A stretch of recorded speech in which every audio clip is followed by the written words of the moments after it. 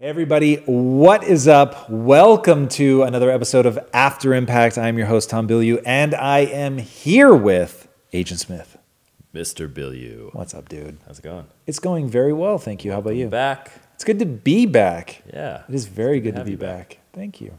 We missed you while you were out. Wow. You and Lisa. We missed you guys, and while I know it was wildly indulgent, we loved the not After Impact, the Q&A that you guys did so much. We really, really had a good time with that. I cannot wait for you guys to do another one. That's going to be a lot of fun. Happening Friday. Yes, and hopefully you guys love it as much as we do. It really reinforced in us how powerful it is to just ask pointed, specific questions, like things that you kind of think you know, so you never really think to ask. Yeah. But then when you hear people's answers, you're like, whoa, I actually didn't realize that. Yeah. Really cool. Loved it the most. Yeah, well, it was a lot of fun, and your questions are great, and we're going to get into some more of those on Friday. Nice. But let me welcome everyone here on Facebook Live. This is After Impact. We're doing it on a Tuesday, which is not normal for us, but Tom has to go out of town again. We want to make sure we do this live with you guys. But this is the show where we go deep into the episode of Impact Theory. This week's guest, Jay Williams. The man, the myth, the legend. Yeah. Seriously. This one really impacted me. Yeah, I know. Really. I know it did. And you read the book, and that really impacted you deeply. No question. Yeah, his book, guys, honestly, I know I harp on it in the episode, but watch or read the book. It's pretty unbelievable. Yeah. He takes you on an amazing emotional journey. And I think he wrote it by himself. I don't remember there being a co-author. It is beautifully written and super raw, super vulnerable, really takes you on an incredible journey. And because I'm not Agent Smith, bring him in. Absolutely. Bring in the figurines. There he is. All right. I like it. Yeah, we got to do this. I love the box so much. There it is. Yep. All right. All right. So, yeah, just the book really, really takes you on a journey. I'm not a sports fan, so I didn't know if he made a comeback or not. And so reading it, not knowing, I know sort of where he ends up at the end of his journey, but I don't know anything about the middle. So that was just a crazy ride. Yeah, and just to give our listeners and audience a background on Jay Williams, if you haven't seen the episode yet, we'll let you slide a little bit because it's only been live for a few hours. But he was a all-star basketball player at Duke, was All-American a couple of different times. He ended up having his jersey retired in the rafters at their arena there. He was drafted in the 2002 NBA draft to the Chicago Bulls. He was going to be the next face of the franchise. He had taken over Michael Jordan's locker. I mean, he was going places. Spent 1 year in the NBA and then got into a horrific motorcycle accident, and his entire career came to an end because he ruined his leg, right? Yeah. Yeah. Brutal. He was a point guard? I think so, yeah. Yeah. And you got to be able to move if you're a point guard. Yeah, yeah. I mean, just the story on its surface is heartbreaking. And what's crazy is the moment he got in the accident, the first words out of his mouth were, "I've thrown it all away." He's literally collides with a pole at 70 miles an hour, is laying on the ground and just starts screaming, "I've thrown it all away. I've thrown it all away." Because he knew it was just such a bad accident. Yeah. But the good part of the story is that he rebuilds himself, his mindset, brick by brick, and has gone on to have a great career as an ESPN analyst doing college basketball. Motivational speaker, he's written an amazing book, and he's done a number of other things, and his star is rising. Yeah, it's incredible. I am so interested. I mean, this is the tale for me, right? What can you do when you have to rebuild yourself? And in the episode, I talked about the inner cities destroys virtually everyone that it touches. But every now and then, when you put people through that pressure cooker, you get somebody who responds to it. They just somehow, some way. And Jay-Z to me is the perfect example of somebody who has become more, I think, because of what he went through. And I think that he would just be such a fundamentally different person if he hadn't gone through the hardships that he went through. And I think the same is true of Jay. I think that we can expect, not only has he already done just an amazing transformation, he's an entrepreneur, like you said, he's a motivational speaker, he's a very talented and very prominent analyst for basketball, just has already lived a life that most people couldn't dream of. And I think he's just going to go on to do more. And I think that the mindset change that he's gone through and what he's had to suffer and endure, it has formed him into an incredible human being. I cannot wait to see what he does moving forward. And off camera, we were talking, and it's just like there's really something to this guy. And I think that when you have to endure something like that, it either breaks you and you just sort of disappear and you go away, or you really become something unstoppable. And I think he's unstoppable. Yeah, you mentioned something in the interview that you felt like his actions were consistent throughout his life, having done the research you did and read his book. And I wanted to dive into that because you often talk about these moments of trial and tribulation and suffering break most people, but some people come out better for it. You think that he's that person. So he was that way before this accident happened?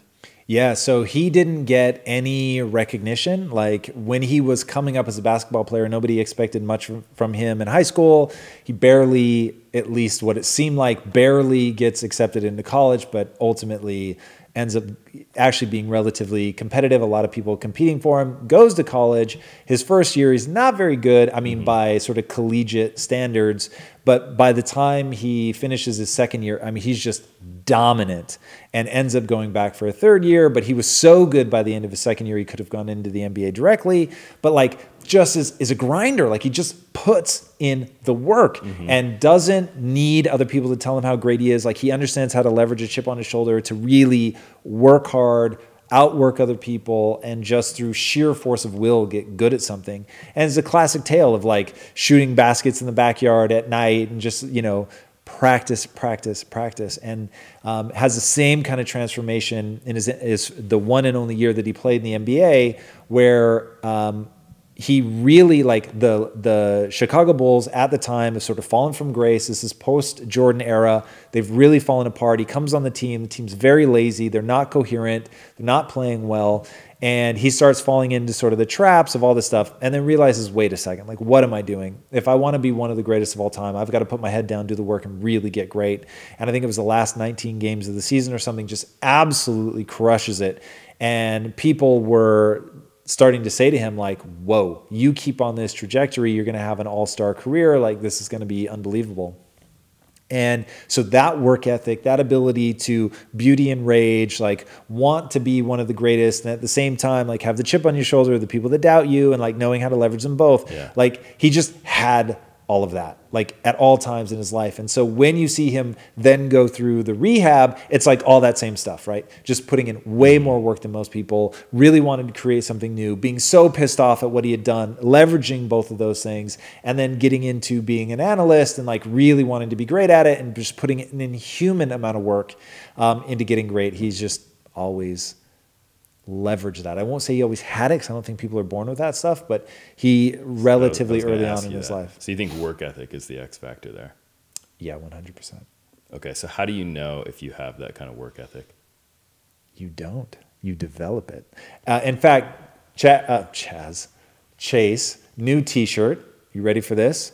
Ready. Development greater than...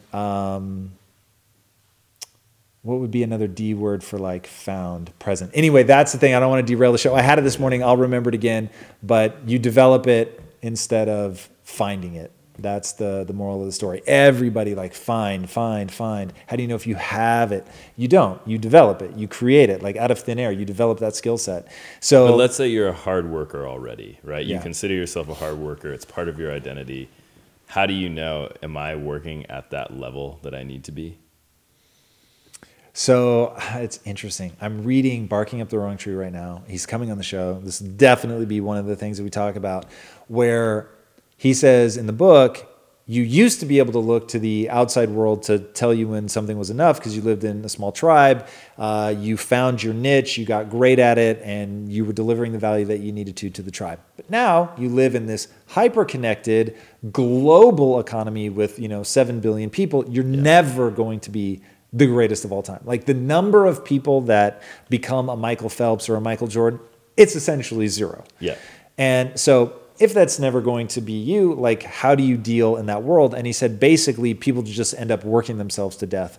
And there's this point of diminishing returns and all this stuff. And that is so anathema to like my belief system. I'm glad you brought this up because I wanted to ask this very question. Yeah. So he says in the episode, he tells that great story about Kobe Bryant. Yeah. How he goes in before the Laker game and they're facing the Lakers and it's Kobe and he wants to show him like, I can do this. I'm a good player. We have a strong team. So he goes in before the game, practices for an hour and a half. Kobe's in the gym too practicing, right? Kobe practices for another half hour after he's done. And then after the game, when Kobe drops 40 on them in the game, so he goes up and asks him, he's like, why did you do that? Why did you practice so long before the game? And he said, because you were in there and I saw you. And I had to practice more than you did. And I wanted you to know, no matter how hard you work, I'm willing to work harder. Yeah. And that's nothing against you. Right. It's not personal. Just needed you to know. So what do you do with that? If you take Eric Barker at his word and there's always going to be someone better who's willing to work harder, how does that not become just completely defeating? You ready for my real answer? Mm-hmm. And I am so interested to have this conversation with a one Agent Smith because I think you and I, like there's an interesting difference of viewpoint between us on a lot of things. I think you're going to think I'm a little crazy on this one. My honest answer is you become the one. There is no other attitude to take. Now, I say that knowing full well most people won't do it.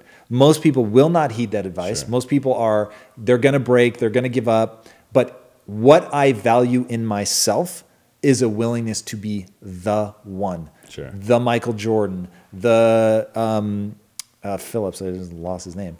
The most Olympic gold medals, Michael Phelps. There we go. Like that, like I will punish myself for forgetting that, by the way. So like that, like knowing that I am in the podcast that I did this morning, I had to look at a sign that somebody was showing me. It was Cindy. I guess this audience knows who that somebody was. Cindy was showing me something and I looked at it and I lost my train of thought and that is not acceptable for me.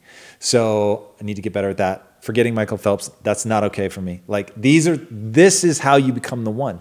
And so anybody that's not willing to become the one, I don't understand them. I don't understand. Sure. And so what about... But no, you don't get off that easy. Like I want to know like, where is it for you? You're such an insightful dude, but yet I know you think that I'm crazy for that. No, I don't think you're crazy. I think it comes... Are you prepared to be the one? Am I? Yes. No. Yeah. But you don't think I'm crazy. That's interesting. No, because it's not where my interests are. Go on. So I think that if you want to be the best at something, then that's awesome. That's like, go for it. It's not, to me, there's a point at which you're going to have to, when does becoming the best start to actually impact your health and your well-being, right? Because can I answer that? You have to rip yourself in half, right? You have to break yourself in half. Absolutely. Yeah. I love this. Oh God, I have no idea how indulgent this is, but let's really go in on it. So if you don't intrinsically want that, if you don't have some driving force in you that's compelling you to want to do that, then don't do it. Like I totally get that. But this is where if your balance isn't at least 80% beauty, like what are you doing? Like it doesn't make any sense, right? So where you aim that, to me, that is, we're really going to go, remind me to give you the Layla Ali thing that just happened on that's a good story. Chelsea. Yeah. So to me, like if you're not doing something that you love and the more you do it, like you really love it, then I just think you're doing the wrong thing. I was just on vacation. And at the end of the vacation, I legitimately was hungry to come home. Like I just couldn't wait to get back. I didn't like sort of pressing pause on the ambition for that long. It starts to make me feel icky. But at the same time, I was bordering on emotional. Like I had this sense of like loss and sadness as we were leaving. Yeah. And I thought that sums me up so perfectly. Like it isn't that I don't like other things. Like I loved it. but I needed to leave. I needed to leave. I had a compulsion to be done with vacation, even though it was so wonderful and so amazing, and I so indulged in it, and I have a way easier time turning that off than my wife. So it's actually interesting to see, like, whatever I do, I go all in. Yeah. So when I was on vacation, I was on vacation, and it was lovely. And I did some work, but only because I was really having fun doing it. And then when I think about what we're building here at Impact Theory, there's two things going on. One, the day-to-day I love, and let me just learn from my suffering, boys and girls. You can make the demand that you make a living doing something that you actually enjoy the day-to-day. So success is not promised, struggle is. But when you're struggling doing something that you actually enjoy in and of the moment, even though it's hard, even though it's difficult, even though it may come with some suffering, you actually still enjoy it. You can make that demand. And so as I pursue doggedly and relentlessly being number one, I only value myself. So first of all, I enjoy it. I enjoy the process. Yeah. But I do not value myself on whether or not I become the one. I value myself based on my willingness to pursue it with everything that I have. And just the recognition of what the human condition is, which is brain chemistry. And so the second it's eroding me, then I would stop. If striving to be number one made me feel worse about myself, made me enjoy my life less, I would stop. Like, I literally don't understand. 80-20, motherfuckers. Yeah. Like, look at your life. Once it starts sliding, you're doing something wrong. And if you're not leveraging the 20 to actually then get back to the 80, like, that doesn't make any sense. The 20% of what I'll call anger, hatred, aggression, like all of the like ugly things, the rage, it's a tool. And the moment that it's using you and you're not using it, then you need to get rid of it. So because I'm constantly gut checking myself based on pain that I have suffered in the past, this is not like, oh, I'm so clever. This was, I suffered so needlessly for so long that I just hit a point where I think it's Eckhart Tolle who refers to himself as being enlightened. You'll never hear me say that about myself, but like having hit that out of absolute desperation. So the same as like the insights that I've had in my life are because I'm so stupid, I can't stop myself from suffering. So, but through all that, I've realized these things. I've realized that I have a deep and compelling desire to be the greatest of all time. I love that. The pursuit of that is so amazing. It doesn't matter if I ever accomplish it. So it's really a device you use to inspire yourself. Yeah, kind of. It is, but it's also real. And when I look at like, it's not like I want to be the greatest of all time. Wink, right? I want to be the greatest of all time. And I love having something astronomically large that you're striving for. I just think the problem people make is they then make the mistake of wrapping their self-esteem in the acquisition of some arbitrary thing. Yeah. So being the greatest of all time it's just a goal that you set for yourself. So tying your self-esteem to a finish line is suicide. So I'm not going to do that. I know better than that. I've learned that lesson. So, but there are things that I value. And one of the things is striving for improvement, to be better, to never put a ceiling on what you're willing to dream. So if there is no ceiling to what you're willing to dream, then like sort of by definition, you have to be willing to strive to be the greatest of all time. And because I won't suffer emotionally if I fail to achieve that, then it's only a bonus, right? It's only additive. It's only excitement. It's only the inspiration, like you're saying. But I want to be really clear. This is not me winking and saying, I want to be the greatest. Got it. It's for real. I can get on board with that. Nice. So for me, it's about the process. Like if I have to enjoy the process and the process of becoming, like that's what I want to pursue to no end. That's where I want to put all my energy. I don't use like becoming the best as a way to motivate myself. I'm competitive by nature, I think, but if competition is not fun anymore, I will immediately withdraw. Like if it stops being fun for me, I'm done. That's interesting. Because I know you, I don't think you're falling prey to this, but there's danger in fun because there are times where it's boring, it's painful, and you have to value the process of becoming as much as you value or steer by enjoyment.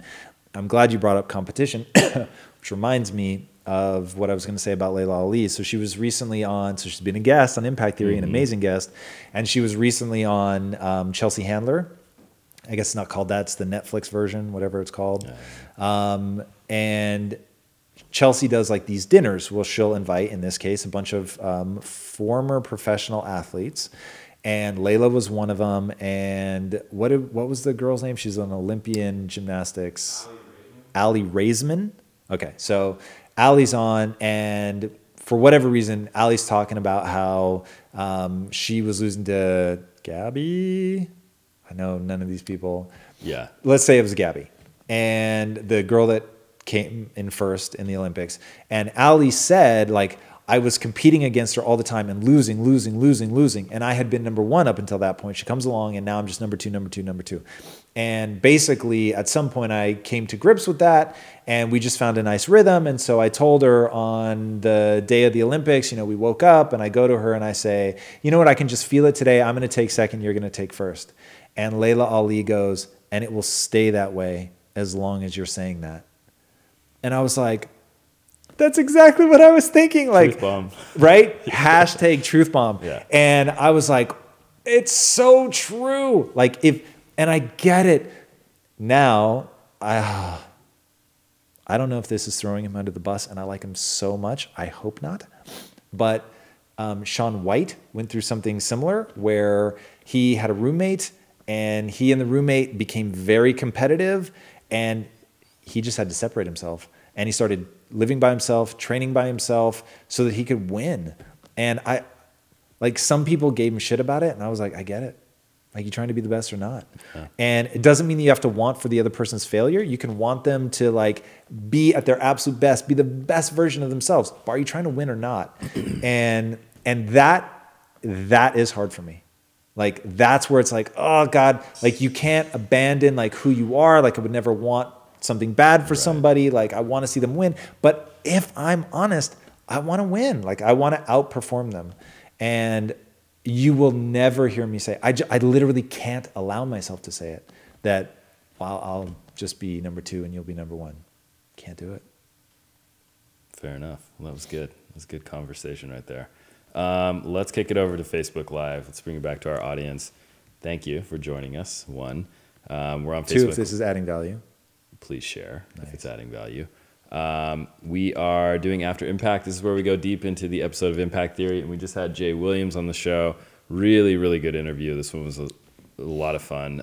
Here's a question from Rohan. Tom, oh boy, that was an absolutely amazing interview with Jay Williams. I love this episode a freaking lot.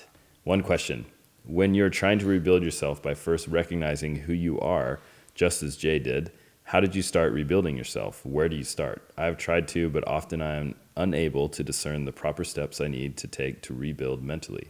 What would you start with?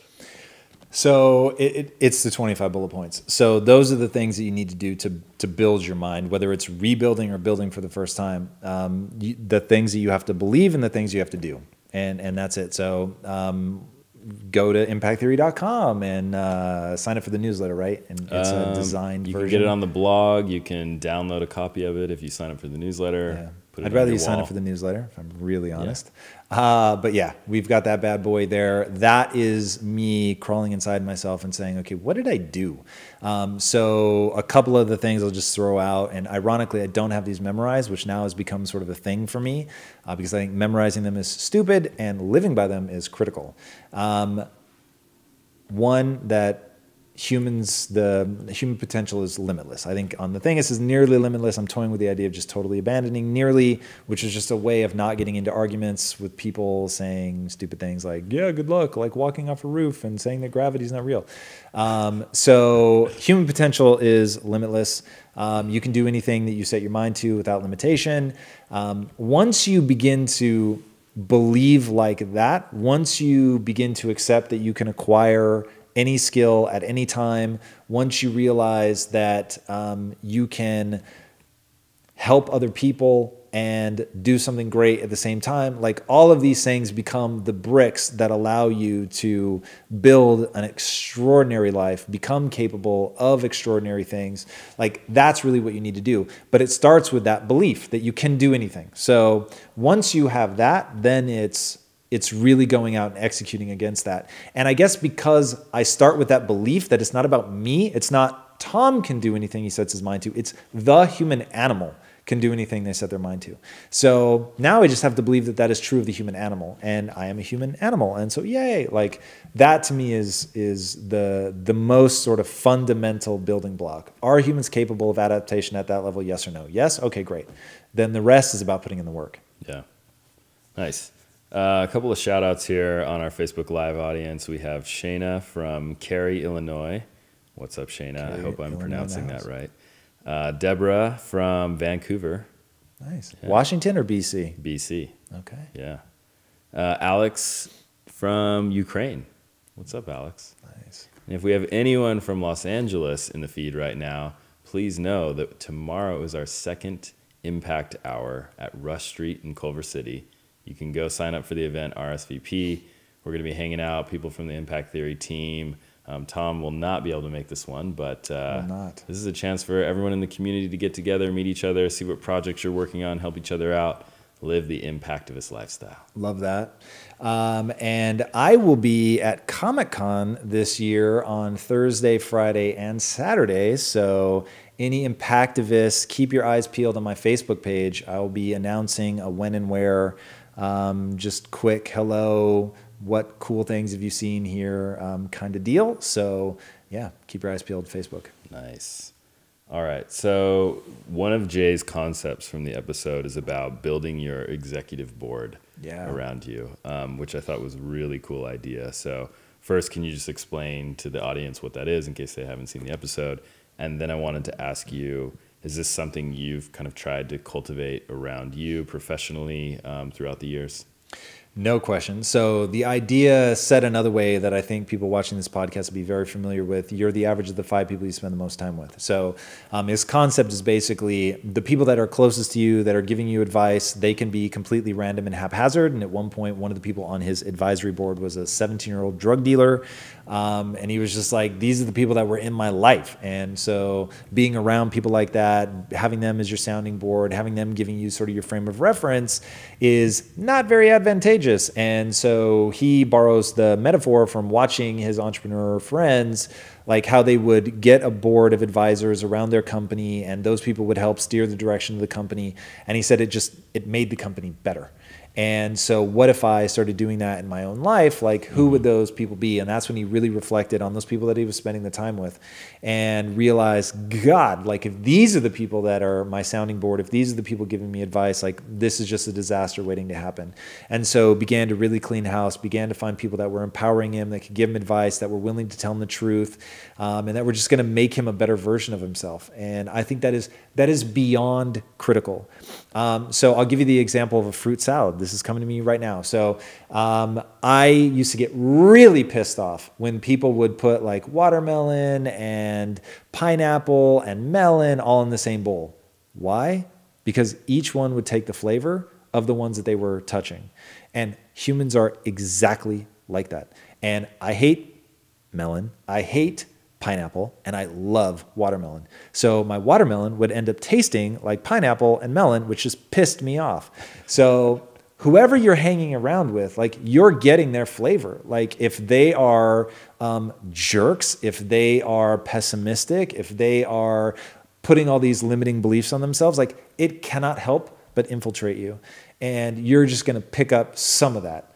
And so bringing yourself to a different situation where you're around incredibly positive people, optimistic people, people that love seeing other people shine, that want to help, that then rubs off on you. And it is insane how that culture then affects everything. Like when I think about the group that we put together here and how everyone reflects back like positivity, it like on those days where you're not feeling it, somebody else is going to. And so then you're going to re-catch that vibe and you're going to be feeling it again. And so it's just like it becomes this incredibly positive place, which is why like one thing I just came to know at a very visceral level at Quest, when someone becomes a bad flavor, just to stick with my fruit salad metaphor, they must go because dude, it affects everybody. And they may be insanely gifted at their job. They may be making you a ton of money. The moment they're a bad flavor, they have to go. With empathy in my heart, but they got to go. Cool. So there's the there's sort of the 5 people that you're closest with. Those are most often your family and friends, right? That you need to make sure that those are the right people you're around. But what about for someone, on a professional level? Would you say, because the way I read into this was he was also thinking about people who could help him on his career, right? People who had different specializations in business or whatever the case may be to help him build his career. Yes. Yes. Okay. I think that's great. It won't necessarily apply to a lot of people. Sure. Because he's saying that from an entrepreneurial standpoint, so he's really garnering people from all over. But I will say, and I can't remember if this was in Barking Up the Wrong Tree or something else, but talking about how informal mentors are actually way more effective than formal mentors. And if your company assigns you a mentor, the likelihood that that person will actually impact your career is virtually zero.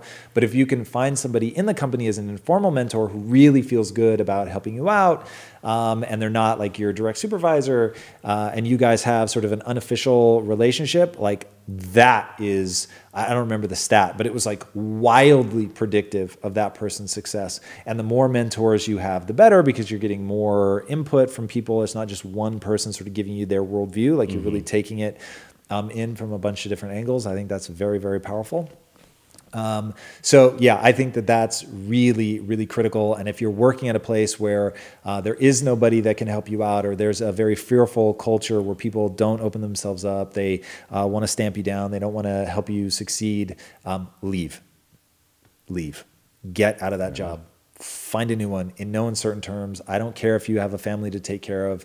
Without leaving that job, go find a new one. Like, don't make excuses. Get out. It is so insanely toxic to stay in an environment like that. Nothing will rob you of the joy of being alive faster than hating your job. You're just too many hours there. Yeah. What, any other tips for creating your advisory board professionally beyond looking within your company? So I will, beyond looking, well, if you're saying outside of the company, online, read. So those are like, no one can stop you, right? So there are so many influencers out there now that have legitimate and powerful advice, and they are pumping out content furiously, not the least of which is us. Hi. So it's really become a movement. Books have been a movement for whatever. Like, when did the printing press come into existence? I mean, hundreds of years. Yeah. So 17th century or something? Is it? Multiple hundreds. We know that. Yeah. Which it's interesting. The printing press came because wine boomed in Germany and then collapsed. Oh, Who would have known? That. Neither did I. And then I read it and thought, that's so fucking weird that the same thing that presses grapes is what pressed letters. Not to derail. So those two things are like super easy. Go do those immediately. Obviously, if you're watching this, you're at least part of the way there. And then the other is online, or go to meetups. Like that, the whole reason that we're doing the meetups is so that you can not only meet us, but meet the other people that are in this group. Because a core tenet of being an impactivist is a desire, not a willingness, a desire. Like, you actually want to help other people. Yeah. That to me is just so important, and is something I really believe everyone should foster in themselves. So you don't need to be born with it. It's literally something that you develop. So go out, help other people. So that's really big. And then just Facebook groups is another great way. Find like-minded people. You may never meet them, but the internet changed everything, and it's beautiful and wonderful. And yes, it can be shallow and stupid, and it can be full of trolls, but it can also be amazing. And just go look at our YouTube comments. I delete the shit out of anything that's like trollific or just anybody being a dick. Like, got to go. So yeah, Nice. You live in an amazing world where the internet connects 3 billion people or whatever are online. It's billions of people.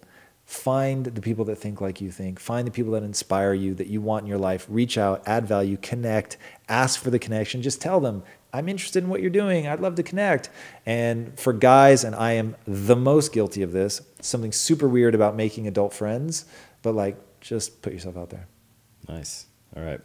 Let's bring it back to the episode a little bit. One of the things that helped Jay Williams get through his tough time after the accident was understanding that basketball did not define him. And he says in the episode, you are not what you do, because before that, basketball was his life.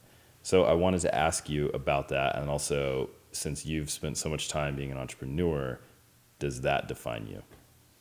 Yeah, so I think that there's a difference between the path, what you do, and your goal, which is not who you are, but it should be a reflection of it.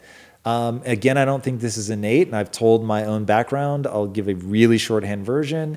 I encounter a sort of big brother situation with an inner city kid in South Central Los Angeles that like touches my heart in a way that I don't know how to convey. Becomes a very long-term relationship. It's like 8.5 years.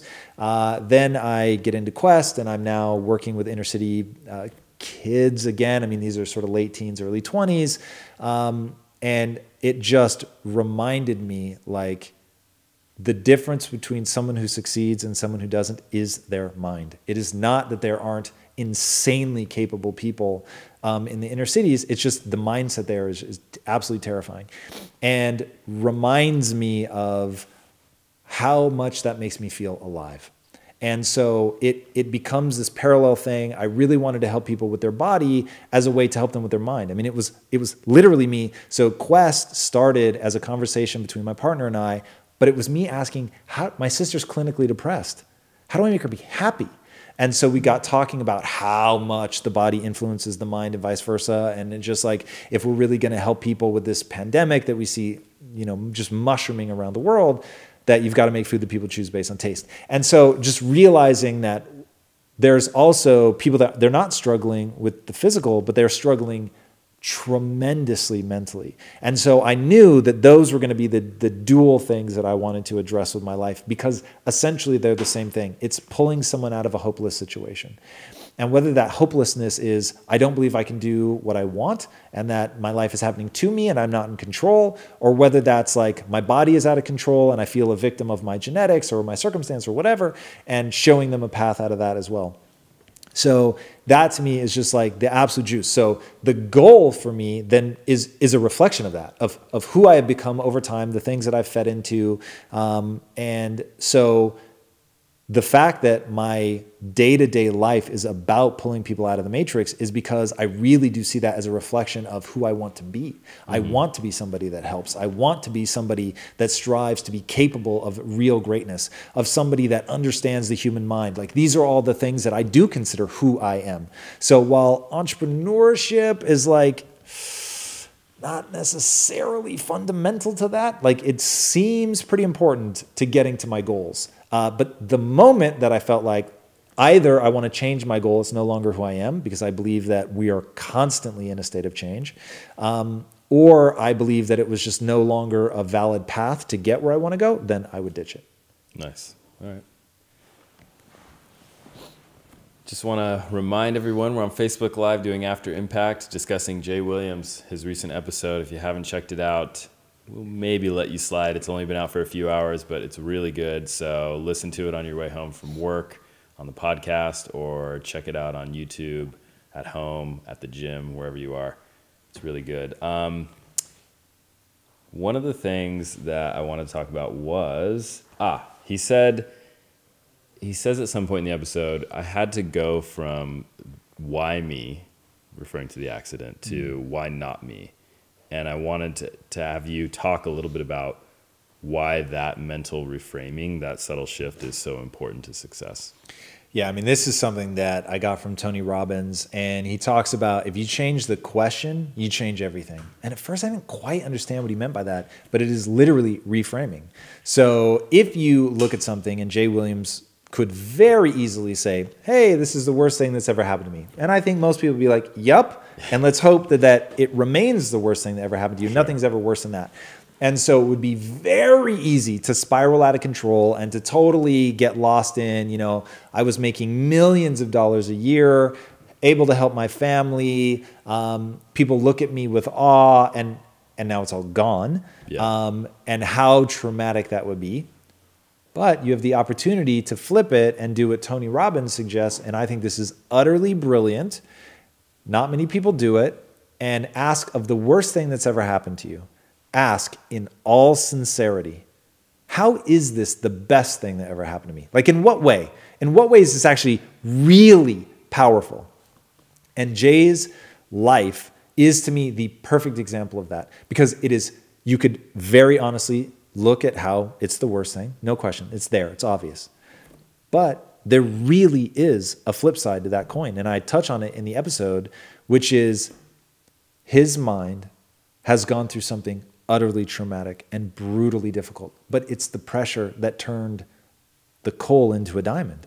And with that, I now think he's going to be capable of something. He has proven so much to himself, the willingness to fight through and claw his way back mentally. Like what he did physically to come back is already inhuman. And all people can see is that he didn't get back into the NBA.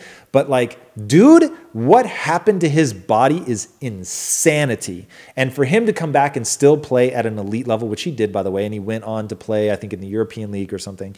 So it's still just like at an insane elite level that the vast majority of athletes never make without an accident. Yeah. And he was able to get back to that level, which is already just crazy. But also that he's now been able to apply that discipline to turning himself into an entrepreneur, turning himself into a sportscaster. Like it's just unbelievable. And because he's been able to do that and ask, the words he uses, why not me, right? Like by flipping it, reframing it, and looking at like, okay, like I can actually bear this. I can help other people turn this into something. I can now show people a path out of that darkness.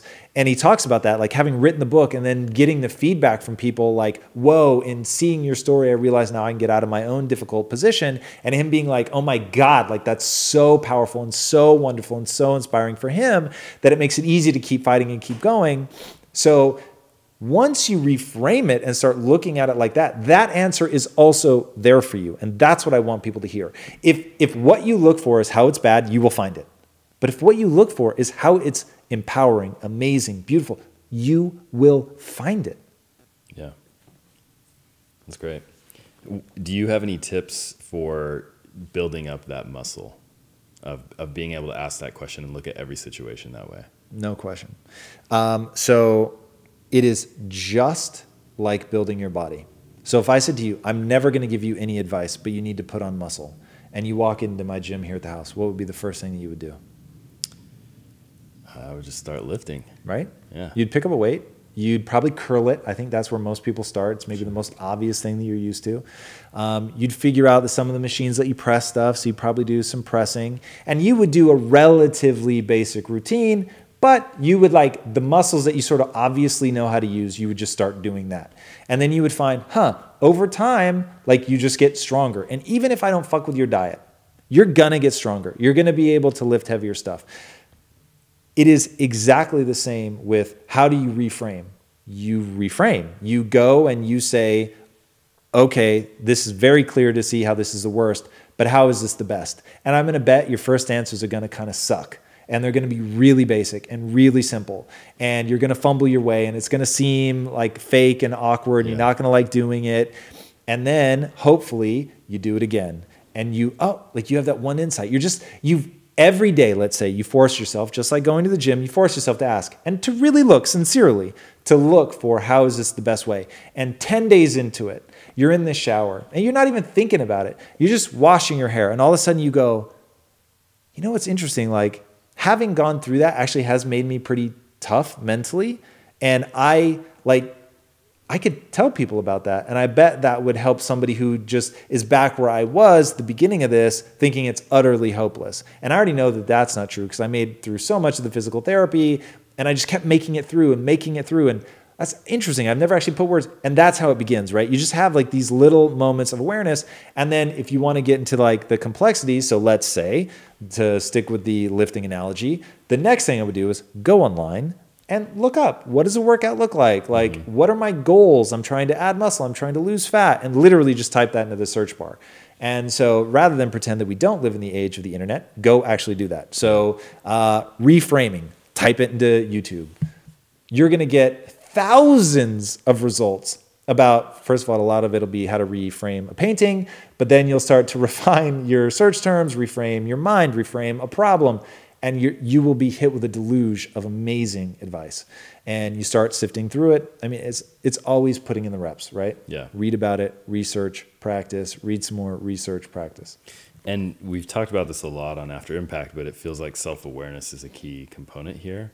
It's just knowing when to ask yourself those questions, being aware of the situations that are making you stressed or uncomfortable or depressed. I see that as being really key to Jay Williams' story, and he talks about that a lot, like going in, reflecting, thinking about who you are, your identity. And it also made me think about the David Goggins episode, because he talks about that a lot, and both of these guys have gone through an extraordinary amount of suffering. So I wanted to ask you, what do you see as the relationship there? Well, first, Goggins is like Rome. All roads lead back to Goggins. It really is. Goggins talks about this so powerfully, and it's something that I think Jay would agree with most vehemently. Suffering is the test. Suffering is the thing that helps you grow. Like when you're willing to show up, take the test, find out where am I, and then push and practice and learn, and then take the test again, put yourself through suffering. Like right now, I was owed a meal at 11, but I'm really trying to rush back into ketosis, so I skipped my meal, which meant that I had to do a fasted podcast and then a fasted episode of After Impact, and then I'll do a fasted. I have like some prep thing for another podcast, so I'll do that all fasted. So just like those little things, it's like I'm starving right now because I'm not fully back into ketosis yet. It is the worst kind of hunger ever.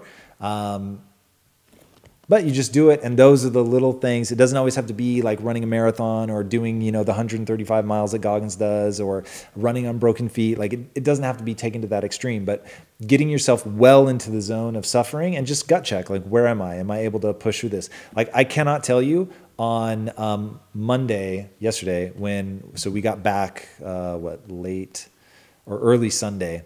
So just coming off vacation mode, totally out of ketosis.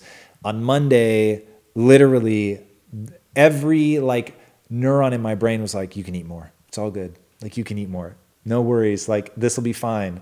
And you just have to gut check yourself. Like, despite how hungry I am, I have bright lines. There are certain things that I eat and certain things that I don't. You just fucking do it. And you find out where you are, and then you push yourself a little bit farther, and that's how it gets done. But I feel like you've also built up that mental muscle to be able to persevere in those times of being tested, right? So, absolutely. So what do you do before all of this? Where are the moments of self-reflection where you're creating that narrative about yourself? I mean, this is infinitely recursive, right? Until you get back to the point where you walk into the gym not knowing what anything is, and you pick up a weight and you curl it. Look, we're all in a very fortunate position where we can research this stuff and look up books and all that, and literally you can just read my 25 books in order. This is what they're meant to do. You just need to get to really answer your question. For somebody who is just beginning and they haven't developed their grit yet, they don't have the phrases and things that I say, they don't have the 25 bullet point belief system. It comes down to just accepting that you're going to be a little bit shitty at it in the beginning, but if you keep at it, you're going to get better and better and better, and these skills are going to stack on themselves, and then at some point it becomes a force multiplier. And if you're willing to do this for a really, really long time, and this was like a really eye-opening moment for me, and I know I've already talked about it a couple times, and I will keep talking about this. A budding entrepreneur wrote to me in DM and said, look, I've been at this for a year, and all of my friends now have good jobs. I'm still really struggling. Like, what can you say to me to give me the motivation I'm going to need to see this through? And my answer was, you really need to decide if you want to do it, because you're going to suck at this for a really long time. And before I was an overnight success, I was struggling to be an entrepreneur for it was probably 11 years before I had any taste of success. So imagine for over a decade, the only thing you have to show for it is crushing anxiety. And I mean that. I don't know how else to explain it to people, real anxiety. I should have gone to a doctor anxiety. And it was just escalating and getting worse and worse and worse, because I was always in this position of panic. I didn't know what I was doing. And I just kept forcing myself so far outside my comfort zone. And I did not understand that to obsessively imagine how things could go wrong is how you develop chronic anxiety. And so I just made a catastrophically dumb decision, because I didn't understand the human mind well enough yet. And by the way, anxiety is the thing that made me obsessed with learning about the brain. because I was just like, I can't live like this. This is so fucking miserable. And so just starting to read about it. And yeah, I mean, that's a whole long story with Daniel Amen. And We need to do a piece of content around that too. We should. Haven't really told the story about overcoming anxiety. Yes, we need to do that. And then the other one, which is tied to depression, which has not been the thing that I struggled with, but suicide. Got to do content around that. Just get hit up way too often with people saying that like, yep, I don't know why I'm living anymore. Like that shit scares me. So it really is like just knowing that you're not going to be good at this at first, but understanding that the way the human mind works is one piece of knowledge stacks to the next, stacks to the next, stacks to the next. And if you're willing to absolutely divorce yourself from the notion of patience and have zero patience and go balls to the wall every day to get amazing, but no, there's no finish line, that you're going to go all out every day forever. And like, that's the beauty. And that's why, to your point, you have to enjoy the process. You can't just enjoy it. You've got to be giddy. Dude, I'm giddy at the fact that people write books. I'm legitimately, when I pick up a book and like the first page like captures me, I'm just like, oh my God, like I love it so much. And that's why like there's two things I know with certainty. Everyone likes sushi and everyone likes to read. And anyone who thinks they don't like sushi, they just haven't found the type of sushi that they like. And I'll use sushi as a catch-all for like crazy deep fried rolls and all kinds of crazy shit. But the food you will find at a sushi restaurant was my greatest nightmare. Remind me to tell that story, where I had, other than being lost at sea, you're going to think I'm kidding. Other than being lost at sea, my greatest fear was sushi. I had so much food trauma as a kid. I wouldn't go to people's houses depending on what they were eating, like legitimate, like sweaty palms, food trauma. Food used to make me dry heave if I didn't like the texture. Whoa. Dude, legitimately, like food used to terrify me. I got in this whole thing with, I thought I was going to be fired one time, and I went to a sushi restaurant and I hid over $200 worth of sushi in my napkin, and then the waiter dropped it on the floor. Like I am not kidding. Whoa. So when I say everyone likes sushi, it is because I have gone through such a transformative process with sushi that I get it. The same with reading.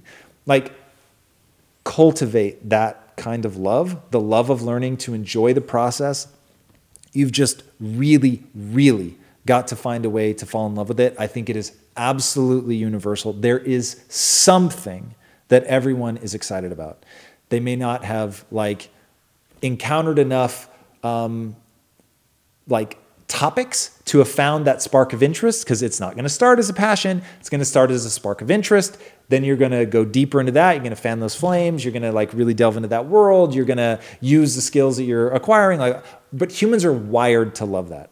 So people need to like really embrace the process of encountering a whole lot of stuff to find the sparks of interest, to fan those flames.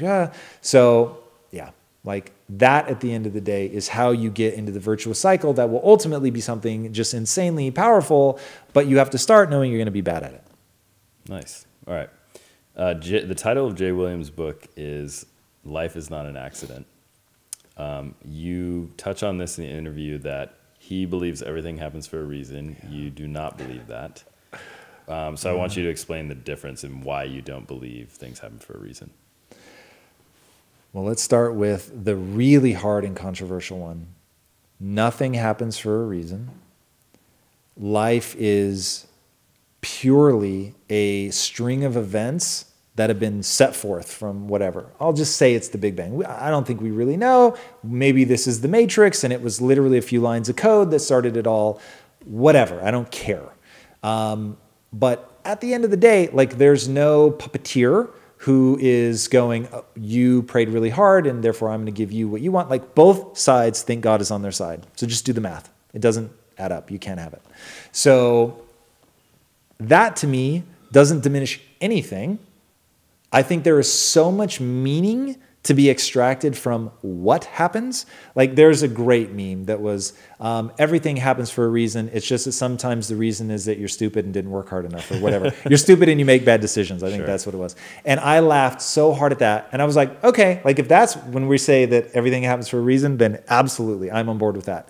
As long as you can say sometimes the reason is that I'm stupid and I make bad decisions, then sure. I think it is so important to find meaning in everything that happens, because that goes into narrative, becomes incredibly powerful, just understanding the way that the human mind works. I think that's insanely powerful. And so when somebody tells me that everything happens for a reason, in my mind, I just replace the words with, I find meaning in everything that happens. Okay, great. And I really think most people that say that, they're doing it for two reasons. One, to find something positive in what happened. Super smart, must do, no matter what, why, how, absolutely critical. And then the other is that if you believe that an omnipotent God who has your best interests at heart did it to you, it's not as hard to deal with. So I get the temptation. But you think ultimately it's not effective? Well, I will just give you this stat, and then I will steer us out of these insanely dangerous waters. If you believe somebody is praying for you, if you're in the hospital and you believe somebody's praying for you, you're more likely to die. Yeah, you've mentioned that before. So even if someone has something goes wrong in their life, right? And I know you believe in extreme ownership and this is all my fault and I'm the reason this happened, which is a totally legitimate position. But something bad happens and they go, you know what, everything happens for a reason. I'm going to pick myself back up. I'm going to do the work. I'm going to find another solution and things will come together. Yep. Do you think that that's different from just saying this is all my fault and I have to go forward and find a new solution? I think that it's different. I think that it's weaker, but I think that it's on a spectrum of usability. Okay. And as long as there's that second part, which is I'm going to do something and like really get after it. So to give you an idea, I love the parable of the person who's like drowning and the boat comes by like, hey, do you need help? No, God is going to rescue me. And you know, whatever 3 or 4 boats come by and the person ultimately drowns, gets to heaven and says, hey, WTF, thought you were going to help me. And God's like, dude, I sent 4 boats. Like, what else did you want? So that notion of you still have to do something, right? So opportunities present themselves. Do you take advantage of them or not? This isn't like passive. I don't think anybody, even the most diehard religious person, I think they know that they're meant to be active. They're meant to like do something. And so even if the last laugh is on me and there really is a God, and I'm fine with that because I am so on board with being active. Like just nothing that I looked at tells me that if there is a God that they would want us to be passive. So cool. I'm on board. Nice. Get active. All right. Good stuff. One last question and then we'll wrap it up. Jay talks about the past a lot. Obviously he had to overcome his accident and get past that mentally. To him, he says the past doesn't matter. You have to put it to bed, right? Does the past have any utility? What a great question. So I love it. I have an answer and I'll give it to you, but just for a second, I would stand up and clap right now if it wasn't hella awkward for the camera angles. That is such an awesome way to phrase that question. The past has massive utility. I think there are things you need to move towards, and I think there's things that you need to move away from, but you have to be so careful. Because I think now Jay is at a point where the past is utility, but I think that for more than a decade, it was just corrosive. And letting something be corrosive is such an ineffective strategy. When I talk about beauty and rage, and I talk about like knowing when to hate yourself and knowing when to love yourself, like if the hatred isn't a tool, if like that isn't done with the wink of like, I really love myself, don't worry. Like if you're not able to do that, then stay away from it. And there are people that should not fuck with that because they're just not ready for it. Like if somebody says like, I don't even know why I would live, you're not going to hear me say, you got to know when to love yourself, know when to hate yourself, motherfucker. Like all I'm going to say is, bro, love yourself. Love yourself. Whatever you did, whatever happened to you, like love yourself with all of it, the good, the bad, the ugly, man. Meet yourself with compassion, meet yourself with respect. Like this thing called life is hard. Like it's corrosive now. Clearly you've gotten to the end of some rope and it just doesn't make sense. So when it's a kick in the ass and it motivates you and it gets you going, useful, use it 100%. But you've got to know when to lean on one and when to lean on another. It's not like I'm saying every day needs to be 80% love and 20% hate. Like you may go, maybe 10 years of all love is what you need to then get back on track. Fantastic. So you've just got to know like, and this is where, because earlier when you're talking about self-awareness, I just so want to rebel against that. I really want to believe that you don't need anything inherent other than, a brain that functions normal-ish. I want to believe you can develop all of that stuff. But this is the one time where you've got to know, like, does it help you to beat yourself up? Because if the answer is no, stop, and stop instantly. Mm-hmm. Can we get a little bit more tactical on that? Like, how would you utilize the past if, let's say, you're prepared to look at it, you're prepared to look at the mistakes you made, things that didn't come together? How would you use that? Oh, that's wonderfully tactical. So let's look at Quest, and I'll just give you a few things that I did wrong. I really believe that culture is one of the most important things in a company, period. It should be one of the driving forces behind taking a job there, because I really, really think there's just too many studies on hating your job, like, shortens your life and lowers your life happiness. And I mean, just like everything that could possibly matter if the game that we're playing is really brain chemistry. When you don't like your job, when the culture is negative, corrosive, whatever, like, you fucking hate it. So as somebody who I want to generate a lot of wealth for myself, I have an unending fear of doing so in a parasitic fashion. So when we were building Quest, I was like, culture is all that matters. Like, this has got to be the fucking best thing that ever happened. I make a promise, every employee that works here, Quest is going to be the best thing that ever happened to you. And for some people it was, and for other people, it was like unending hatred. And it was just like, it was so surreal. I'm like, for literally some people, the exact same thing is impacting them differently. And what I realized was I was awesome at cult of personality and atrocious at scaling culture. And so that was like one of those things where I was so excited to learn and figure out, like, okay, I planted seeds here that worked when we were small. They did not work for everybody when we got big. They still work for some people, but not for other people. And I just saw that the farther you got from me, the weirder my philosophies and beliefs seemed, because you've never seen me work hard. You don't hear it directly from me. It's always like being told to you by somebody else. I'm a guy sort of off in a distant office. You have no idea, like, how hard I'm working or how effective I'm being. Like, you can't see it. So, like, cracking that nut, like, is my obsession here at Impact Theory. So you can imagine, like, I'm on an almost daily basis. In fact, your and my relationship is predicated on me recognizing my failures at Quest, because I did not understand the difference between a leader, which I think I'm exceptionally good at, and a manager, which I think I am not only bad at, I don't want to be good at it. It does not speak to me. Like, somebody wrote to me and said, what is it that draws you to being a mentor? And I want to say, nothing. I don't want to be a mentor. Like, that to me, you're a mentor. Like, people can come to you like, hey dude, help me, like, on a one-on-one basis, like, walk me through this. And I know what a disconnect this is going to be for people. I love adding value. I love it so much I can't tell you, but I want to add value at scale. Mm-hmm. Like, at scale. And at scale, necessarily, I can't mentor you. So I think mentorship requires, like, one-on-one time, like, highly tactical. And the only people that do well around me are people that are self-guided, that are self-starters. So you do great. You don't, maybe secretly you want more of that from me, but you never say anything. Like, you're so self-directed and you're so good with then carrying that to the rest of the team that is me going, I need to encourage that, which is one of the reasons that I state it so often. And I know I'm using my appreciation language, and we both have to figure out, because yours is acts of service and neither of us know how to do that in business. So we need to fucking figure that out. Yeah. But it's like, I at least need to say it in my language as a way of, like, putting it out into the fucking ether. But it's like, I now recognize how insanely important that is. And I became obsessed with Gary Vee's notion of a chief heart officer, because I realized you have to formalize stuff like that. Like, and I bet people look at that and go, oh, that's silly. Dude, and this is one of the things where my partners and I didn't agree. It became so obvious to me that we needed stuff like that. And I think to them, maybe it seemed a little bit more silly. But it's like, no. Like, you have to formalize that shit. Otherwise, you will only ever have, like, the group around me that I could touch, the group around me that knew me, that felt something from me, like, they were totally on board. But how do you formalize it? How do you get it?